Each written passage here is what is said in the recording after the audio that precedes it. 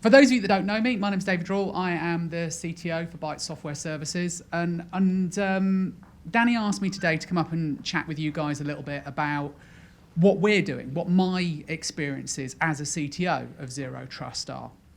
First things first, thank you all for coming. I'm fully aware that if we'd run this as a hybrid event, there'd be about a third of you here. The other 2/3 of you are all probably cursing the fact that you had to get up early in the morning, get on a train, buy coffee, and all the rest of it. But genuinely, thank you for coming. It does mean a lot to us that we have such a full room, and I really hope that you find today engaging and useful. The point that I wanted to make really around Zero Trust, from a CTO point of view, at a C-level within our organisation, and I think I'm going to steal some of the things that Alex said. Zero Trust is not a binary state for your business. For Bytes, it's not a binary state, okay? It is a methodology, a mythology. It's the unicorn of security at the moment. Does it really exist? Does it not? Who knows? You saw the video, Toby talked very eloquently about what it means to us and the kind of things we were talking about. It's continuous evaluation, it's lateral, it's all of these things. But the point is, depending on what your business is and what your business does, Zero Trust is different. It isn't the binary state of whether you've got a firewall or not. It isn't the binary state of whether you have an intrusion detection tool in place. For those of you that grew up in the early 2000s in the IT security industry like I did, when auditors would pop up and go, you need an IDS solution. You know, what? I think it's going to slow my network down and make life really difficult. Brilliant, thanks for that. I remember the days when, we'd sit there and say, you need to have 2 different firewalls. So they'd have a firewall and then they'd have the other one in a box behind the server room door. And they'd say to the auditor, yep, we've definitely got 2 different firewalls. The point is, Zero Trust is not binary, okay? But your board, the owners of your business, if you're a small private organisation or even a large private organisation, or your PLC board, if you're a publicly listed organisation, they will confidently tell their mates at the golf course and their peers at the posh hotel and the bar afterwards that they have a Zero Trust strategy in place in their business. They will absolutely be saying that. I know that because our chief exec says that to his golf buddies. Bytes have we're good. We have a Zero Trust policy in place. He has no idea what that means. Most of your board directors have no idea what that means. And yet you guys are on the hook, all of you, in the same way I am, for having a Zero Trust strategy.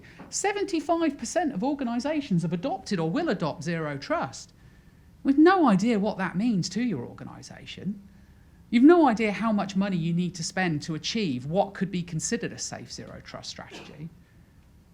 It's intangible, mythical, as we said before.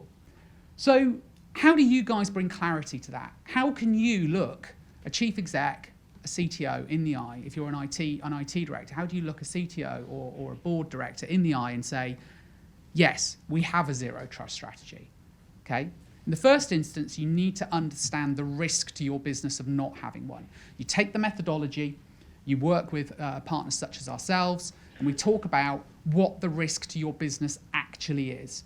How much lateral spread do you have? Where do your users work from? How often do they authenticate a day? How many different devices do they come in from? All of this builds context of your security picture, okay? You need to understand all of that. You need to understand where your data is, how important your data is, okay? What of your data is critical and what isn't. What is intellectual property? If you're a semiconductor manufacturer, it's relatively clear what your intellectual property is or isn't. But for other businesses, your intellectual property might just be the way you analyze public data. It might be the algorithm. It could be anything. You have to understand what is your crown jewels and what is it you're actually trying to protect. Believe it or not, so many businesses still think Zero Trust is about making sure your email doesn't get a phishing link in it. It's part of it. A phishing link in an email is a way of exploiting, compromising, getting credentials, which can then be exploited to go somewhere else. But it isn't a security threat in itself. It's very rare for a virus payload to be directly dropped through an email these days. They've moved on from that. They're after different things. So you've got to think about all the different mechanisms, all the different directions, all the different routes. And only when you understand where your crown jewels are and how it might be exploited, can you then even think about writing a check for a solution. And then guess what? The whole point of Zero Trust, it is constant evaluation. How are you doing constant evaluation at 2 o'clock on a Sunday morning? Who's going to be watching your logs when King Charles is being coronated? Crowned. Coronated isn't a word, just made that up. Who is going to be watching your logs at 2 o'clock on a Monday afternoon next week when we're all supposed to be out on street parties and eating quiche? Quiche. Now, can I just tangent just for a second? Why is the coronation meal a quiche? Does anybody in the room want to own up to that? No, I didn't think so. I certainly wouldn't own up. Quiche! Don't get it. Right. Sorry, back on topic for a second. No, I can't get over it. Seriously, don't ask me about it later because I can't get over it. But yet, 75% of organisations have adopted or will adopt zero trust.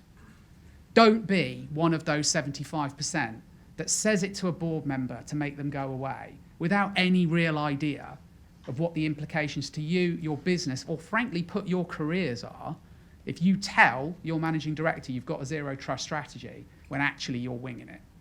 Okay? Please don't be one of those 75%. For the 25% that said they haven't adopted or will, well, let's assume that actually what that is they haven't adopted it yet because they don't understand what it is. That's probably the most honest 25% in the room, if I'm being honest. I'd far rather be that than one of the 75% that thinks they know what it is and thinks they've got it nailed. And that's my final word on the subject. I'll see. We're actually ended. Yeah, I mean, that was it, right? That was my slide. So I'll shut up now. I'll stop ranting. I'll get off my soapbox. And I will hand over to our next speaker.